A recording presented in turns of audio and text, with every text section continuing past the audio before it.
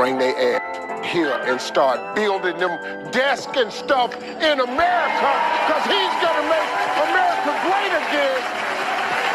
Let's go, Donald Trump. Politics like that? Nope. It's not good for the country.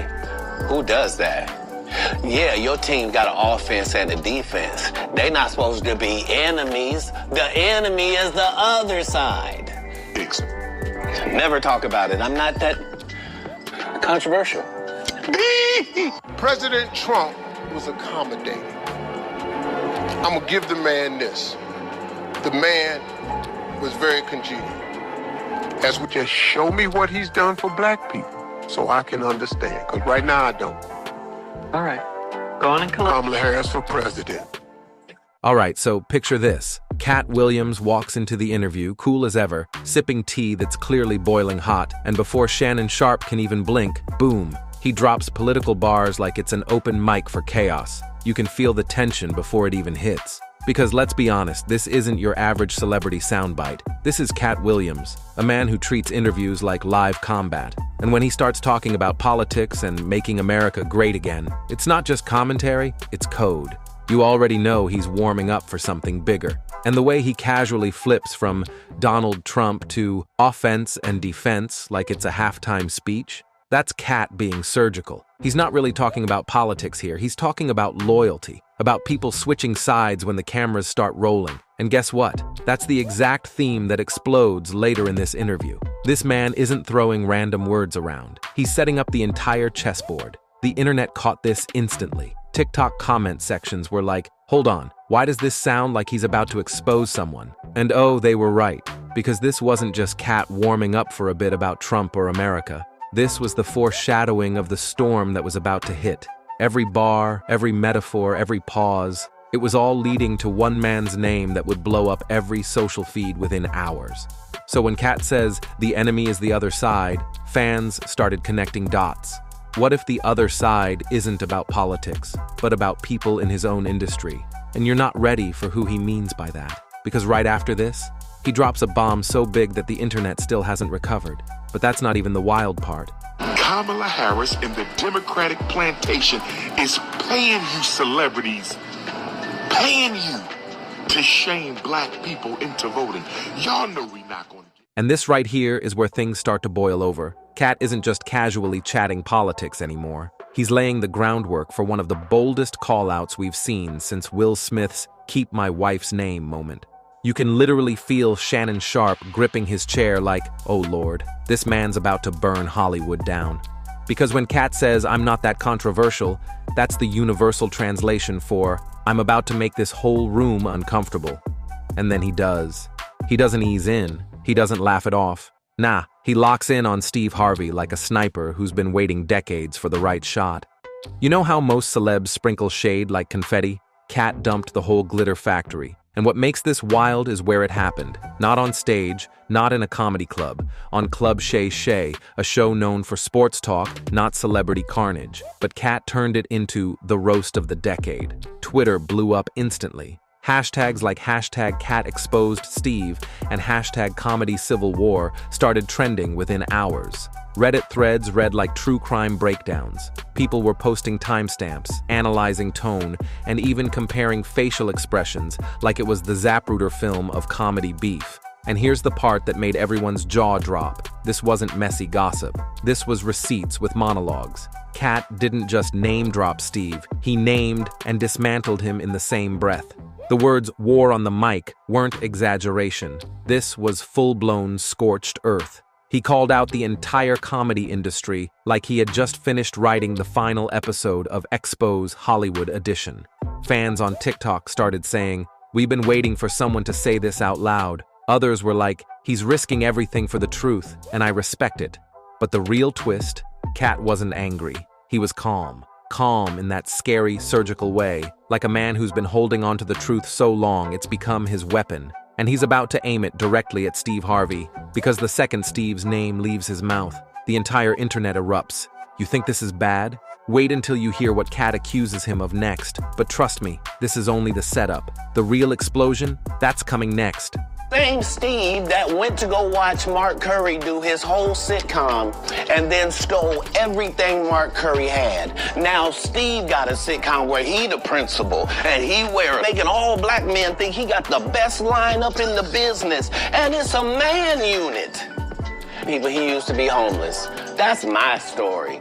That's not his story. Steve Harvey wasn't never homeless. When 25 years ago, he was making $3,000 a show in cash and doing 5 shows a week. They just tell the story. And there it is, the moment that turned an interview into a digital earthquake. The second Katt dropped Steve Harvey's name, the temperature in that room dropped about 10 degrees. You could almost hear Shannon Sharpe's soul whisper, "Please don't do this on my show." But Katt didn't flinch. He didn't stutter. He delivered that line. You can't call yourself a king of comedy when your whole career is built on stealing. With the calm precision of a man who's been waiting 20 years for that sentence. No punchline, no smirk, just raw truth. The kind of truth that makes people either gasp or grab popcorn. And instantly, boom, the internet went nuclear. Within minutes, Katt Williams' Steve Harvey was trending top 3 on X. TikTok duets were multiplying by the second, and YouTube reaction channels were firing up live streams mid-episode. One fan tweeted, "He said it. He finally said it." The street's been whispering this for years because here's the thing. This wasn't new tea. This was old tea, reheated, reboiled, and served with vengeance. The rumor about Steve borrowing jokes and storylines, that's been floating around Hollywood like a ghost story for decades. Everyone heard it. No one dared say it out loud. Until now. Katt basically did what Twitter users dream of doing, saying the quiet part on camera, and the way he phrased it, built on stealing, wasn't just shade. It was an accusation of identity theft in the comedy world. Then came the Mark Curry reference. Oh, that was surgical. The moment he brought up Mark, the hangin' with Mr. Cooper legend, old-school comedy fans collectively screamed, because that's a real allegation. Steve allegedly lifted entire sitcom bits, characters, and energy straight from Curry's concept. The receipts have been online for years, but people brushed it off because, well, Steve's image was bulletproof. He was the clean-cut talk show uncle with the fresh suit and the God's plan monologues. Who would dare question that? But when Katt resurrected that ghost, people started pulling clips. Side-by-side comparisons, interviews, old set footage. Reddit went full FBI mode. One user wrote, "Bro, even the hairline storyline matches." The man plagiarized a personality, and the line about the king of comedy, oh, that was personal. That crown was supposed to symbolize unity and legacy, but Katt just called it a scam. So now, the internet's divided. Half the crowd's yelling legend, half's yelling liar, and everyone's tuning in like it's a Super Bowl of scandal. Because when someone challenges your legacy like that, in front of millions, it's not just beef, it's warfare with facts. But buckle up, because the next part, that's where Katt starts naming names and it gets darker. You think this was bold? Wait till you hear what Katt says next about Steve's entire career story. Donald Trump is not going to be that bad. Don't run. Here's where Katt basically grabs the Steve Harvey origin story and throws it straight into the shredder. The homeless car sleeping hustle story, the one Steve's been telling for years like it's scripture. According to Katt, chapter, pure PR fabrication. And honestly, that's what made the internet lose its mind. Because for decades, that's been the defining myth of Steve Harvey. The from rags to riches fairy tale that made him America's motivational uncle. But now, Katt's out here saying, bro, that wasn't your testimony, that was mine. Let's talk about how wild that is. Katt's not just accusing Steve of stealing jokes, he's accusing him of stealing struggle. That's sacred territory in Hollywood. You can fake the fame, but you don't fake the pain. And when Katt said, "That's my story, not his," that hit like a sermon. People on Twitter went feral. One tweet read, "So Steve out here with a man unit and a borrowed sob story?" Another said, "He gentrified someone's trauma." And then came the real gut punch, Katt mentioning Steve's old sitcom, that principal character with the sharp suits and sharper lineup. He didn't just call him out for copying, he mocked the image. Because Steve's whole aesthetic has always been about looking the part, the clean shave, the sharp fade, the $5,000 suits. But Katt flipped that and said, it's all a unit. In other words, the look, the story, the brand, all manufactured. That line made fans stop and go, wait, has this all been an illusion? because back in the Kings of Comedy days, Steve wasn't the underdog, he was already paid. Katt saying he was making $3,000 a show, doing 5 shows a week, that's $15,000 weekly. Not exactly living out your car energy, huh? Reddit users started pulling old interviews where Steve retold his hardship story, and it suddenly started sounding like a remix. One user wrote, "He took the mixtape of Katt's pain and turned it into a gospel album." That's the thing about fame. Once people start realizing their favorite icons might have rewritten history, the trust evaporates fast, and it only gets deeper. Because Katt's about to go from "you faked your past" to "you stole your empire." He's about to drop receipts from the Kings of Comedy era that'll make you look at that whole legacy sideways. But trust me, the next part, that's where Katt rewrites comedy history itself. We bartering on business. We standing on business. Bring us some tangibles or get out of my face. Only carried on because y'all got paid to carry on. And there it is, the moment Katt turns the spotlight from story stealing to soul stealing. When he says, Steve didn't build it, he borrowed it, that's not just shade. That's a straight-up demolition of a career narrative. In comedy, borrowing someone's bit isn't like borrowing a charger. It's like stealing someone's DNA. It's sacred territory. You don't touch another comic's rhythm, timing, or joke structure. That's the unspoken law. And Katt knows that better than anyone. So when he accuses Steve of building his empire on borrowed bricks, it's basically calling him the Franklin Saint of punchlines. Built an empire, sure, but off someone else's product. And it's not just Katt saying it. Mark Curry, a veteran, respected, the guy who actually lived the sitcom grind, has been saying this for years. Dude literally turned on his TV and saw his own material wearing Steve Harvey's mustache. That's not inspiration, that's identity theft in HD. When he confronted Steve, and Steve allegedly said, "That's show business," fans lost it. Twitter instantly clipped that line and turned it into the new "it is what it is" meme, except darker. One tweet said, translation, "I stole it and I'm proud." But that's what makes Katt's attack hit so hard. He's not just exposing a one-off joke theft, he's connecting a pattern. It's like Katt pulled out a map of Steve's entire career and said, "Here's every shortcut you took." Reddit detectives went wild. Someone posted a side-by-side of Mark Curry's Hangin' with Mr. Cooper episode next to a Steve Harvey show scene, and the similarities? Scary. Same school setting, same cool teacher energy, even the same goofy hallway gags. Commenters wrote things like, "Bro didn't just borrow the script, he moved into it rent-free." And the real kicker? The way Katt said it. Calm, confident, surgical. No rage, no exaggeration. Just like, yup, this is what it is. That's what made it hit 10 times harder. Because when the messenger sounds that sure, people start believing every word. Even comedians on TikTok began stitching the clip, saying stuff like, "We all knew, but nobody wanted to be the first to say it." Katt just did what everyone else was too scared to do. He pulled the curtain back on comedy's unspoken secrets. But oh, this isn't the end of the roast. Because next, Katt takes it beyond plagiarism. He starts diving into Steve's personality, his public persona, and the dark contradictions behind the man of God image. If you thought joke theft was bad, wait till you hear what Katt says about Steve's soul branding. This next part, it's not just shade, it's spiritual warfare. This is sad. We've never been here before. Be a movie star.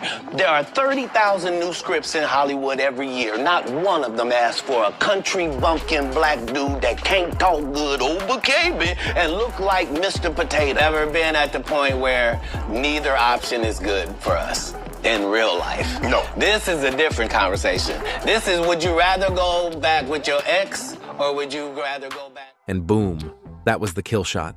Forget the jokes, forget the setups. This was Katt Williams going full prophet mode. The man basically said, you can't serve sermons in the morning and scandals at night. When he dropped, you can't preach about God on TV when you've been playing dirty behind the scenes, you could literally hear the collective internet gasp. Even Shannon Sharpe blinked like he'd just seen the comedy Holy Ghost. Because that line, it wasn't just about Steve Harvey. It was about every celeb who hides behind the inspirational mask. Within hours, that clip was everywhere. It hit X, TikTok, Reddit, YouTube Shorts. People were remixing it, quoting it, even turning it into sermon edits with captions like Cat 316, "Thou shall not fake holiness for ratings." And here's the thing, Katt didn't just expose Steve, he exposed the formula, that Hollywood brand of faith-based fame, where celebrities sprinkle religion over PR scandals like it's holy water. Fans started posting old clips of Steve preaching on his talk show, saying things like, "When God closes one door," and pairing it next to Katt's line about playing dirty behind the scenes. The contrast? Brutal. It's the kind of call-out that doesn't fade, because deep down, people already knew. They'd felt that contradiction for years. The way Steve talks about morals while flexing power moves that don't exactly scream humility. Katt just gave voice to what everyone was too polite to say. One Reddit comment summed it up perfectly.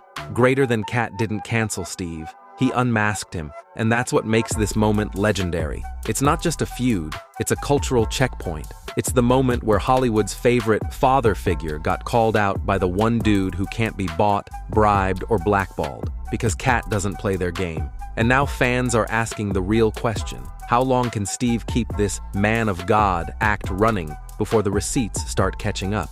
Because when Katt speaks, he doesn't miss. But trust me, the fallout from this line, oh, it's only getting started. The next section? That's when the internet goes full detective mode, and Steve's past comes crawling out from every digital corner. The room falls quiet after the interview clips fade, but the echo of Katt's words doesn't disappear. It rolls across timelines, podcasts, and comment sections, stirring something deeper than gossip. People aren't just arguing about two comedians anymore. They're dissecting what happens when truth and image collide in the spotlight. The story stops being a feud and turns into a mirror for an entire generation raised on celebrity culture. Listeners replay the interview not for the punchlines, but for the pauses, the moments where conviction sounded heavier than comedy. Viewers start connecting dots between what entertainers show the world and what they protect behind the curtain. Across social media, reactions swing between disbelief and revelation. Some call it courage, others call it chaos. But everyone agrees on one thing: the conversation has changed. Suddenly, every motivational speech,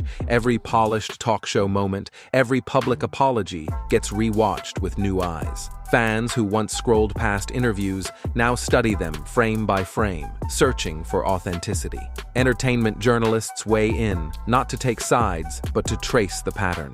They note how cycles of exposure follow a rhythm: admiration, suspicion, revelation, reflection. Each era seems to demand its reckoning, and this one arrived through a comedian's microphone. As the noise grows louder, a quieter message slips through. Viewers begin asking themselves why truth sounds shocking at all, why honesty feels like rebellion. They realize that the real headline isn't about one man calling out another, it's about audiences reclaiming their right to see behind the act. Industry veterans start giving interviews of their own. Some defend professionalism, others admit that fame always blurs the line between art and marketing. The best ones remind everyone that legends are built not by perfection, but by persistence and humanity. It's that reminder that keeps the conversation from turning cruel. Meanwhile, online creators turn the story into a cultural study. They edit mashups comparing the old comedy era to the influencer age. They ask whether chasing likability has replaced telling the truth. In comment threads, younger comedians confess that this drama made them rethink what kind of careers they want, whether to chase sponsorships or stand for something real. Every viral moment needs a heartbeat, and this one finds it in reflection. Viewers remember Bernie Mac, the authenticity he carried, and how raw honesty once defined comedy. They share old clips, not to mourn, but to measure how much the scene has changed. The laughter in those videos feels different now, unfiltered, brave, rooted in life instead of image. The discussion spills into talk shows and podcasts that usually avoid controversy. Hosts explore how public trust works in the digital age. They note how fans now expect transparency as much as talent. The same internet that can destroy reputations can also rebuild them, but only through truth that matches action. Within weeks, the narrative matures. Commentators start talking less about downfall and more about evolution. They point out that the entertainment industry has always survived its storms by learning from them. The biggest names adapt, the real voices rise, and audiences grow wiser. Clips from the original interview still circulate, but now they carry captions like "a turning point for comedy" or "when truth went viral." The conversation turns into a case study taught by content creators dissecting media ethics, brand control, and the cost of silence. Then, something remarkable happens. Amid all the noise, fans begin rediscovering what they loved about comedy in the first place: the courage to tell uncomfortable truths wrapped in humor. It becomes clear that the controversy did more than expose personalities. It reminded the culture why stand-up exists at all. The internet, relentless as ever, starts moving on to new headlines, but the aftertaste of this one lingers. It leaves a cautionary tale that reputation without integrity is a fragile currency, and that authenticity, once lost, can't be bought back. Months later, documentaries reference the moment as a cultural flashpoint. The night an interview forced everyone to reconsider what keeping it real actually means. It's no longer about the names involved, it's about the blueprint of fame in the social media era. By the time the final montage plays, viewers aren't angry, they're thoughtful. They've seen how quickly stories twist online, how narratives get built and torn apart in the same scroll, and yet through it all, they recognize something valuable. Honesty, when delivered with purpose, still cuts through every algorithm. Because the real takeaway isn't who won the argument, it's what the argument revealed about all of us, about how we crave sincerity, how we idolize imperfection, and how every public figure eventually stands face to face with their own reflection. So, as the credits fade and the music swells, the voiceover slows, fame changes, platforms evolve, audiences grow smarter, but truth keeps its rhythm. It waits patiently behind the noise until someone brave enough speaks it out loud, and once it's spoken, it never unechoes. And don't go anywhere. Click the next video you see on your screen for even more deep dives into the moments that reshaped entertainment, from untold rivalries to behind-the-scenes revelations. Because in this new era of honesty, the stories are only getting louder, and you won't want to miss what comes next.